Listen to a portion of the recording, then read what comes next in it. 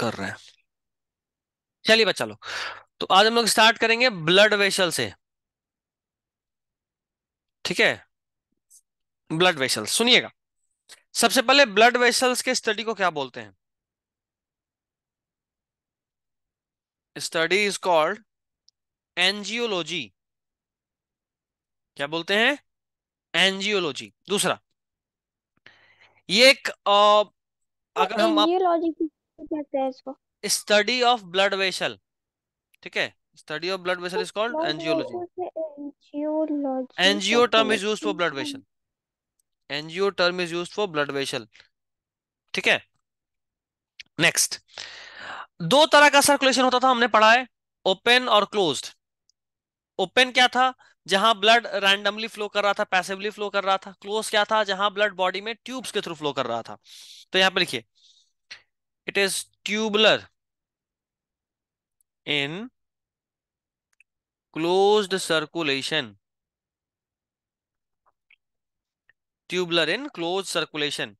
और इसका जो वॉल होता है, wall consists of three layers. Wall कितने लेयर का होता है? तो तीन लेयर का होता है। कौन कौन, देखो।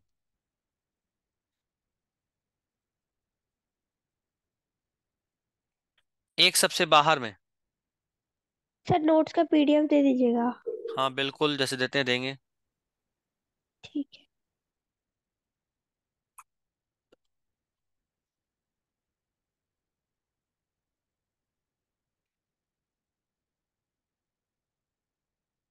सबसे बाहर इसको बोलते हैं ट्यूनिका एक्सटर्ना। क्या बोलते हैं? क्यूनिका एक्सटर्नल। Tunica externa. इसमें दो तरह के फाइबर्स होते हैं, of white and yellow fibre. और पता है, हम लोग एनिमल टिश्यूज में भी पढ़े थे, ये येलो फाइबर क्या करता है? ये केमिकल रेसिस्टेंस देता है, जल्दी डिकम्पोज नहीं होगा। Chemical resistance. याद करो, उस वक्त बताया था एनिमल टिश्यू में कि ममीज, जो मम्मी होती हैं इजिप्ट में, उसका बॉडी पूरा यस। डिकम्पोज हो गया, लेकिन उसका जो येलो फाइबर था वो डिकम्पोज अभी तक नहीं हुआ है। नेक्स्ट, अगला लेयर जो बीच में होगा। तो मम्मी का बोन होता है कि वो भी डिकम्पोज हो जाता है? बोन भी एक लिमिट के बाद डिकम्पोज हो जाएगा। ये सबसे अधिक तो रेसिस्टेंट होता है केमिकल।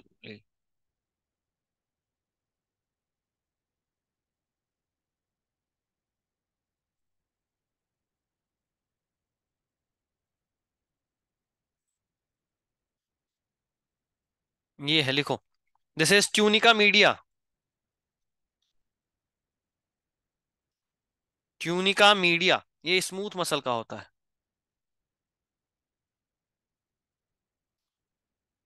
ठीक है, और सबसे अंत में होता है,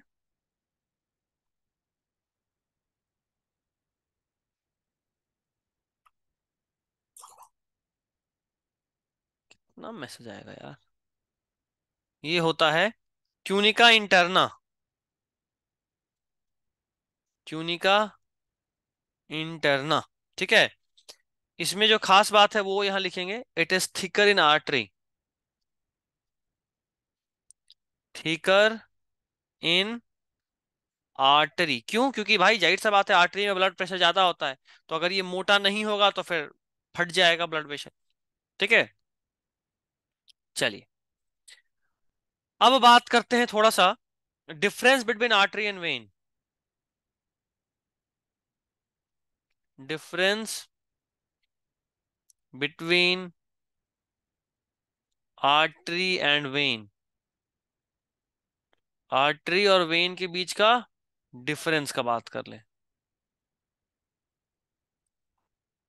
सबसे पहले ऐसे एक तरफ लिख लेते हैं आर्टरी, दूसरी तरफ लिख लेते हैं when.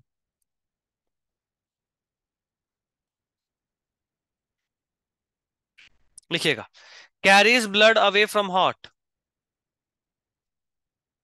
Carries blood away from heart. ठीक है। दूसरा, carries blood towards the heart, carries blood towards the heart. ठीक है। अगला point, carries generally oxygenated blood, एक एक्सेप्शन था, बोलो। क्या सर? एक एक्सेप्शन था इसमें, आर्टरी वाले में, नॉर्मली ऑक्सीजनेटेड ब्लड कैरी करता है, except. Pulmonary artery. Very good. वही वाला ना? हाँ बिल्कुल बिल्कुल बिल्कुल बिल्कुल बिल्कुल, accept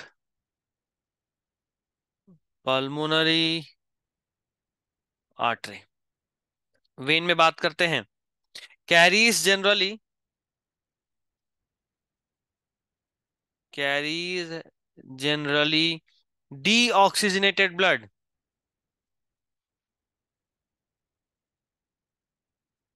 carries generally deoxygenated blood accept pulmonary vein, accept pulmonary vein, pulmonary vein ऐसा नहीं करता। अगला, ये थिक वॉल्ड होता है, ठीक है, और ये थिन वॉल्ड होता है, एक थिक वॉल्ड होता है और एक थिन वॉल्ड होता है।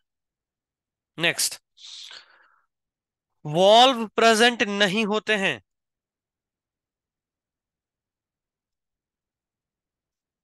Valves are absent and blood, sir valve क्या था? वॉल्व यानी बंद, खुलना और बंद होने वाला एक ऐसा स्ट्रक्चर जो बैक फ्लो ऑफ ब्लड को रोकता है, एंड ब्लड तो इसमें फ्लोज। नहीं होता वो? नहीं इसमें नहीं होता। क्यों नहीं होता, उसी का कारण लिख दिए। And and blood flows in high pressure, यहाँ पे वॉल्व्स आर प्रेजेंट, यहाँ पे एंड के बजाय एज लिख देते हैं, as blood flows in low pressure. बताइए यहां तक में कोई दिक्कत, बोलो। यहां तक में कोई दिक्कत है तो बताइए बच्चा लोग, anything that you need to know ask sir. Again, नहीं आगे बढ़ो। No sir. Yes sir. ठीक है, ठीक है, ठीक है, लेट्स मूव फॉरवर्ड।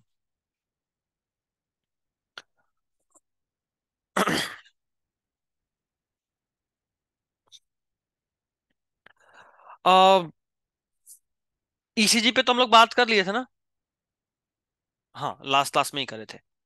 चलो अब अगला हेडिंग डालो, बहुत इंपॉर्टेंट है, regulation of cardiac activity.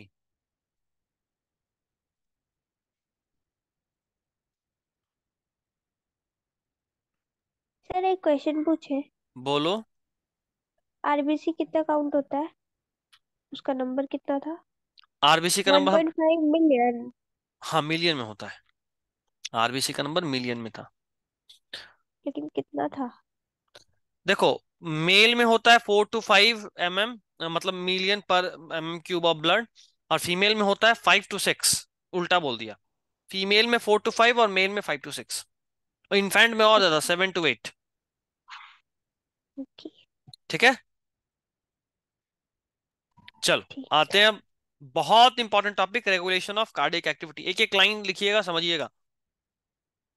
Record तो हो रहा है ना बच्चा, हाँ रिकॉर्ड हो रहा है। पहला पॉइंट लिखिए, although the heart is myogenic, myogenic heart किसको बोलते थे, अंजलि बताएगी।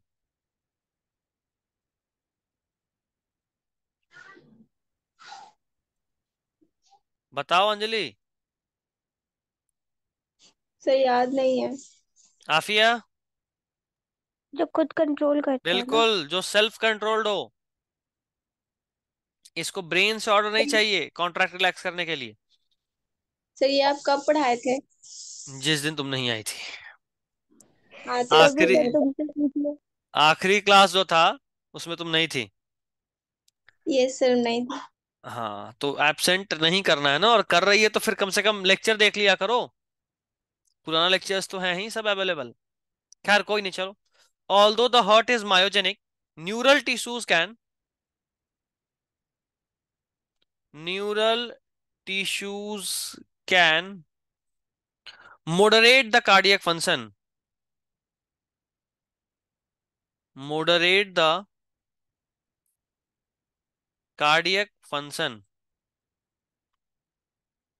Although the heart is myogenic, neural tissues can moderate the cardiac function. मतलब although हमारा हार्ट सेल्फ कंट्रोल्ड है, लेकिन न्यूरल टिश्यू उसको मॉडरेट कर सकता है, हार्ट बीट को बढ़ा सकता है, हार्ट बीट को घटा सकता है, लेकिन हार्ट बीट को स्टार्ट या हार्ट बीट को स्टॉप नहीं कर सकता। ठीक है। Next point, special neural centre in medulla, special neural centre in medulla, a special neural center in medulla can moderate cardiac function, can moderate cardiac function, can moderate cardiac function through ANS, through ANS. Special neural centre है medulla में जो कि cardiac function को moderate कर सकता है ANS के through. Okay. Sir ANS का full form? Autonomic nervous system, ये पढ़ाऊंगा आगे, इसलिए भी हम इस पे बात ही नहीं करें, ये ह्यूमन ब्रेन में पढ़ना है। For this sympathetic and parasympathetic nerves, ये भी पढ़ाऊंगा आगे, अभी बस नाम जानना है। For this sympathetic and parasympathetic nerves, थोड़ा सा बता दीजिए ना इसके बारे में, वरना भूल ये जाएंगे। नर्व्स का टाइप है बच्ची। ओके। सिंपैथेटिक किसी भी चीज को स्टिमुलेट करता है, पैरासिम्पैथेटिक उसको नॉर्मल ले आता है, नॉर्मली ऐसा होता है। For this sympathetic and parasympathetic,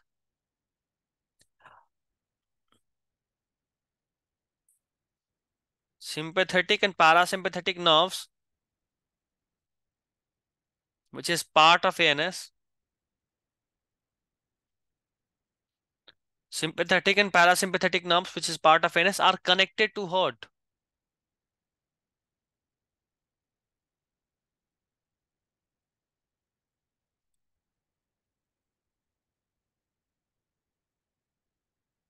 are connected to heart, इसके लिए हार्ट में ये कनेक्टेड होता है। ठीक है। Next point, sympathetic nerve ending, अब आपको थोड़ा थोड़ा समझ में आना शुरू होगा, एक बार हम वापस रिपीट भी करेंगे पूरा को। Sympathetic nerve ending, sympathetic nerve ending release noradrenaline, release noradrenaline, release noradrenaline which stimulate the SAN, which stimulate the SAN। SAN का पूरा नाम बताओ, बताओ। SAN पढ़ा चुके हैं हार्ट में ही। भूल गए। Sinoatrial node. Very good. कैसे काम करता है उसका जवाब है कॉपी ये, खोल के रखियो अंजलि। उसको याद हो हाँ तो या कॉपी में नहीं से याद। क्यों सर, तुम पढ़ाए थे ना। चलो याद कोई है नहीं। यार। तो तुमको क्या लगता है, हैं हल्के में ले ली क्या अंजलि को? नहीं नहीं, चलो ठीक है, खुद ठीक को है, कब ठीक है, समझ लिया। कोई नहीं। चलो देखो, सिंपैथेटिक नर्व एंडिंग जो होता है वो रिलीज करता है नॉर एड्रिनलिन जो कि स्टिमुलेट करता है एसएएन को। कैसे काम करता है सिंपैथेटिक, देखो यहाँ पे जो बात हुआ था ना अभी, कि एक स्पेशल नर्व सेंटर होता है मेडुला में जो कि हार्ट को मॉडरेट करता है एएनएस के थ्रू, एएनएस यानी ऑटोनोमिक नर्वस सिस्टम के थ्रू, जिसके लिए सिंपैथेटिक और पैरासिम्पैथेटिक नर्व्स कनेक्टेड होते हैं। ठीक है। अरे ये एएनएस नहीं पीएनएस है, वैसे एएनएस भी को उसी का टाइप है यार, छोड़ो, रहने दो, जो है सो ठीक है, आगे ठीक करा दूंगा। ठीक है। अब कैसे काम करता है वो देखो, तो सिंपैथेटिक नर्व एंडिंग क्या करता है, एक हार्मोन रिलीज करता है, नाम देखो क्या लिखा है, नॉर एड्रिनलिन। ठीक है, which stimulates the SN to accelerate the heart beat.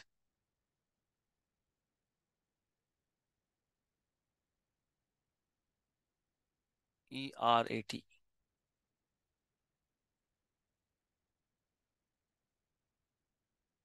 To accelerate the heartbeat. ठीक है, हार्टबीट को एक्सेलरेट कराता है. Comma, the strength of ventricular contraction, strength of ventricular contraction, the strength of ventricular contraction and thereby the cardiac output,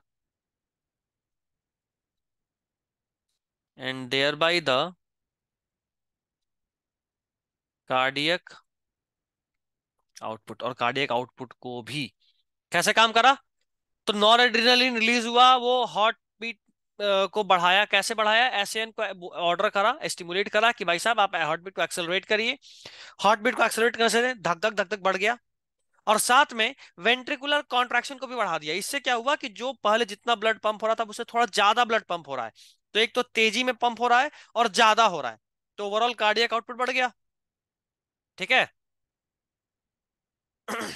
आगे देखो.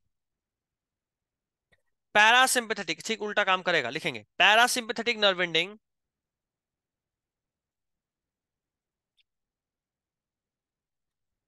Parasympathetic nerve ending, parasympathetic nerve ending release acetyl choline, release acetyl choline which decreases the rate of heartbeat, which decreases the rate of heartbeat, which decreases the rate of heartbeat, speed of action potential, speed of conduction of action potential, speed of conduction of action potential,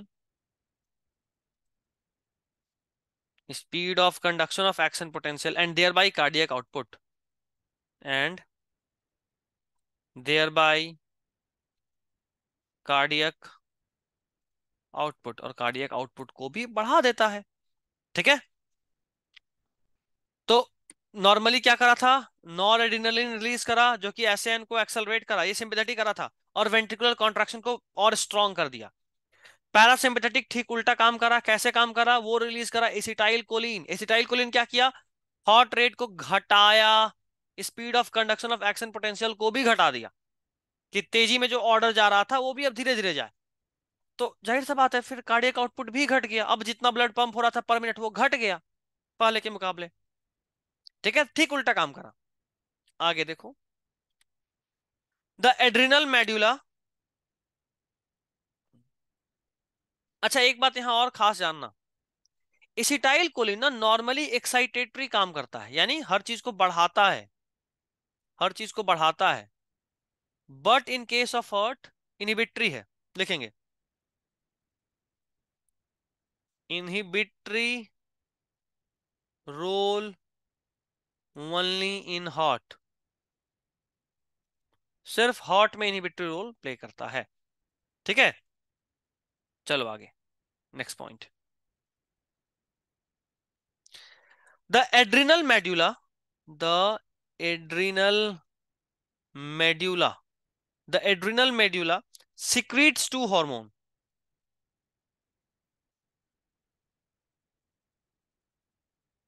the adrenal medulla secretes two hormone, adrenaline and noradrenaline, adrenaline and noradrenaline, adrenaline and noradrenaline. ये क्या करता है? लिखो. these hormones are rapidly secreted, these hormones are rapidly secreted, these hormones are rapidly secreted in response to a stress, in response to stress, These hormones are rapidly secreted in response to a stress or any kind of emergency situation, or any kind of emergency situation. Any kind of emergency situation. ठीक है. Next point. They increase the heartbeat. They increase the heartbeat. They increase the heartbeat and strength of heart contraction. And strength of heart contraction. And strength of heart contraction. And so can also increase the cardiac output. And so can also increase the cardiac output. Increase the cardiac output. ठीक है. ये क्या करता है? ये दोनों hormone stress के response में बहुत रैपिडली, आप डर गए, आप बहुत ज्यादा खुश हो गए, इन सब का कंडीशन में ये सब रिलीज होता है. ये क्या करता है? हार्ट बीट को भी बढ़ा दिया, स्ट्रेंथ ऑफ हार्ट कॉन्ट्रैक्शन को भी बढ़ाया. तो भी ये भी कार्डियक आउटपुट को बढ़ाया. तो आप देखो, ऊपर में भी वही काम हुआ था, है ना, यहां भी तो वही काम हुआ था, लेकिन ये नर्व्स के थ्रू हुआ था. यहां भी वही काम हो रहा है, लेकिन इस बार ये हॉर्मोन्स के थ्रू हो रहा है. बात समझ में आया दोनों में डिफरेंस क्या है? बोलिए. अंजलि, आफिया, बताइए. ठीक है सब तक? अभी तक सब कुछ ठीक? Yes sir. Okay, done. चलो, now will be moving towards diseases. डालिए हेडिंग, डिजीजेस. सबसे पहला लिखो, ब्लड प्रेशर. नाम तो सुना ही होगा. Blood pressure. Normal blood pressure कितना होता है? पहले तो लिख लेते हैं क्या है ये. लिखो, अ टाइप ऑफ प्रेशर, या ऐसे लिखो, the pressure exerted on the wall of blood vessel, exerted on the wall of blood vessel, the pressure exerted on the wall of blood vessel during working of heart,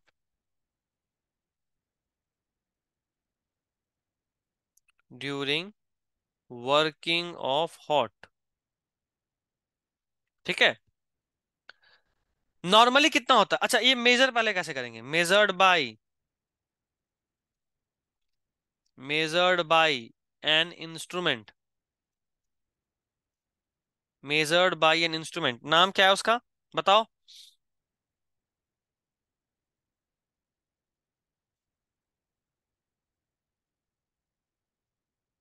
sphygmomanometer. Sphygmomanometer. ठीक है. अगला point, normal क्या होता है भाई? पहले ये भी बात कर लें कि व्हाट इज नॉर्मल प्रेशर. लिखेंगे नॉर्मल. सिस्टोलिक प्रेशर क्या होता है? सिस्टोल यानी कॉन्ट्रैक्शन जब हॉट होता है तब होता है 120 mmHg. ठीक है. उसी तरह डायस्टोलिक प्रेशर, या डायस्टोल में क्या होता है?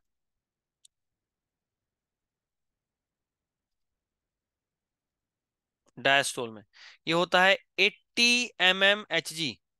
ठीक है. ये नॉर्मल है, ये नॉर्मल है. अब देखना आगे, नॉर्मल से बात करते हैं. अच्छा, एक और चीज, difference between these two. Difference between systole and diastole is called pulse pressure. सुने ऐसा? पल्स मेजर कर रहे हैं. सुने कि नहीं सुने कभी, डॉक्टर बोलता है यार इसका पल्स गिर रहा है,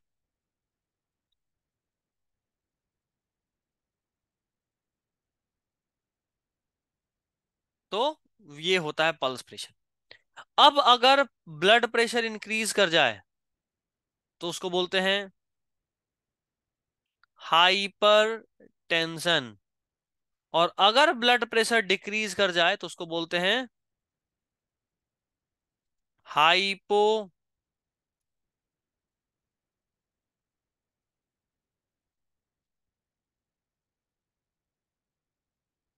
हाइपोटेंशन। क्या बोलते हैं? हाइपोटेंशन। चलिए, अब बात करेंगे तीन सबसे कॉमन बीमारी का, जो आप सब सुने हैं लेकिन सबको गड़बड़ी लगता है ये चीज। लिखेंगे नेक्स्ट, तीन चचेरे भाइयों के बारे में। सबसे पहला इंपॉर्टेंट है हार्ट फेलियर। हार्ट फेलियर क्या होता है, लिखो। तो अगर कभी भी हार्ट अपना ब्लड जितना उसको पंप करना चाहिए उतना पंप नहीं कर पा रहा है, तो उसको बोलते हैं हार्ट फेल हो गया, अपना काम नहीं कर पा रहा है। लिखेंगे इनएडिक्वेट pumping of blood by heart. इनएडिक्वेट pumping of blood by heart.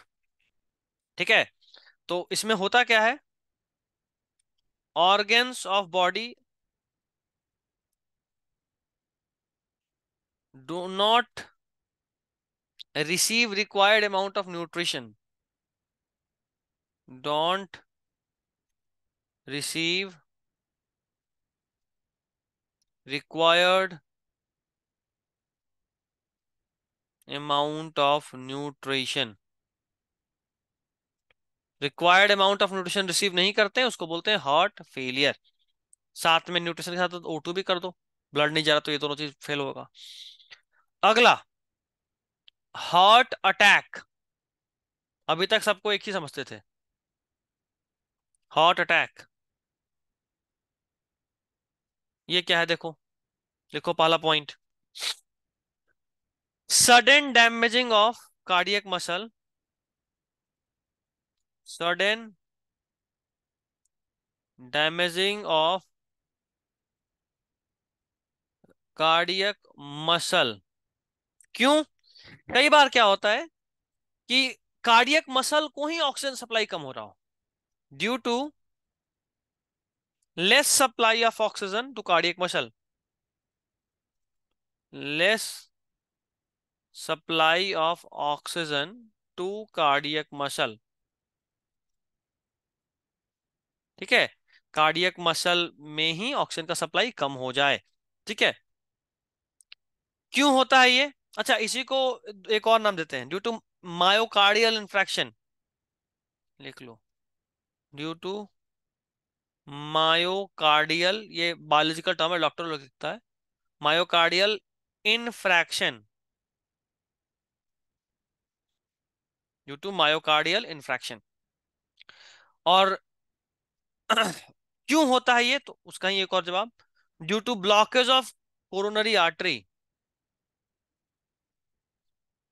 Blockage of coronary artery, और इस बीमारी का एक नाम है एंथेरोस्क्लेरोसिस। EROSIS, एंथेरोस्क्लेरोसिस। ठीक है, यहां तक समझ में आ रहा है? कोई दिक्कत बताइए, अंजलि और आफिया। No sir. ठीक है, आफिया नो है। सर। हाँ चलो ठीक है। अगला, अच्छा आफरीन आज भी नहीं आई? उसकी मम्मी जा रही है उसकी दादी के घर, तो वो क्लास क्यों नहीं आई? मम्मी जा रही है ना। क्योंकि उसकी मम्मी जा रही है तो वो बिजी है। अच्छा ऐसा। उसको अपने घर को संभालना है। वाह, शाबाश। Cardiac arrest. अंजलि तुम्हारा बात हुआ इधर बॉटनी वालों से, ये लोग क्यों नहीं आ रहे? सर पता नहीं वो लोग क्यों नहीं आती है। अच्छा ठीक है चलो। कार्डियक अरेस्ट क्या है? It is complete stoppage of working of heart. Complete stoppage of working of heart. Heart एकदम से काम करना बंद कर दे, that is called cardiac arrest. Heart एकदम से काम करना बंद कर दे, that is called cardiac arrest. ठीक है, अब एक आध दो और सुन लो। एकदम से बंद कर दे तो वो इंसान की डेथ मर हो जाएगा जाती है। तुरंत, हाँ यही इंस्टेंट डेथ इसी केस में होता है। अटैक आया और खत्म, यही होता है। ठीक है, बाकी दोनों में समय होता है कि आप हॉस्पिटल, हार्ट अटैक आया हॉस्पिटल लेके जा रहे हैं, वो असल में हार्ट अटैक नहीं, इन दोनों में से कोई है। या तो हार्ट फेल है या फिर हार्ट अटैक है एक्चुअल वाला। ठीक है, तब टाइम मिलता है आपको कि आप हॉस्पिटल लेके जाएं, ऑपरेशन हो या दवा हो या जो भी ट्रीटमेंट हो और बच जाए। इस केस में जब तक में आपको समझ में आएगा, आदमी स्वर्ग सिधार चुका होगा। Next, angina pectoris. Angina pectoris, कभी मूवी देखे कि जहां हार्ट अटैक करना हो तो छाती पकड़े है चिल्लाना शुरू कर दिए कि जैसे कि छाती में नहीं दर्द हो सर। रहा हो। यही होता है, लिखिए। Chest pain, chest pain that begins from the left side, that begins from the left side, that begins from the left side and radiates towards left arm, और लेफ्ट आर्म की तरफ जाता है। यहां से शुरू होगा छाती फिर से, और बढ़ते बढ़ते बढ़ते बढ़ते इधर जाएगा। समझ रहे हो, लेफ्ट लंग से साइड से शुरू होगा, चेस्ट लेफ्ट साइड से, और बढ़ते बढ़ते बढ़ते लेफ्ट आर्म की तरफ जाएगा, and that radiates towards left arm.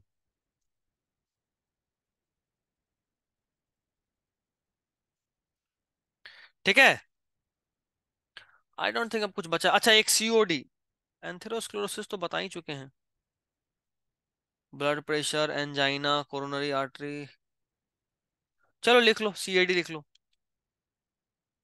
आखिरी एक और बता चुके हैं, एंथेरोस्क्लेरोसिस यही लिख दिया था क्या होता है, बट वापस एक नाम, एक और नाम एंथेरोस्क्लेरोसिस का एक और नाम होता, लिखो सीएडी। इसका पूरा नाम है coronary artery disease.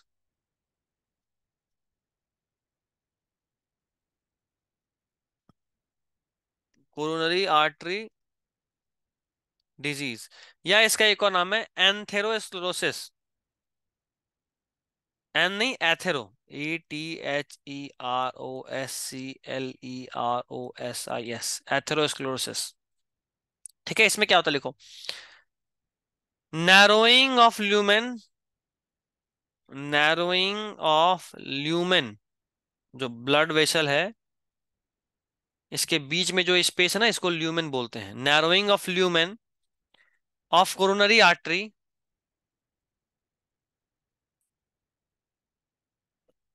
Of coronary artery which supplies blood to heart muscle,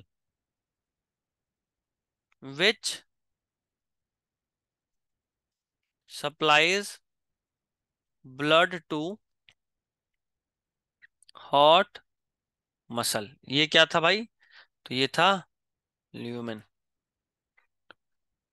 चलिए, this is all for this chapter. अब बताइए कोई दिक्कत है तो इस पूरे चैप्टर में, कोई दिक्कत है? No sir. ठीक है, और अब हम लोग बात करेंगे अगले क्लास में। अच्छा, इसको तो पहले रोक दें, या चलो हो जाने दो रिकॉर्ड। नेक्स्ट क्लास में हम लोग पढ़ेंगे, आई गेस कल हमारा एक क्लास होगा। टुमारो आई एम प्लानिंग कि एक लंबा सेशन लगाऊं, वैसे तो जब भी लंबा लगाता हूँ कुछ ना कुछ हो ही जाता है। उस किस दिन एक चीज का? कल सोच रहे हैं ह्यूमन स्केलेटन पढ़ा के हटा दें। आप लोग क्या कहते हो?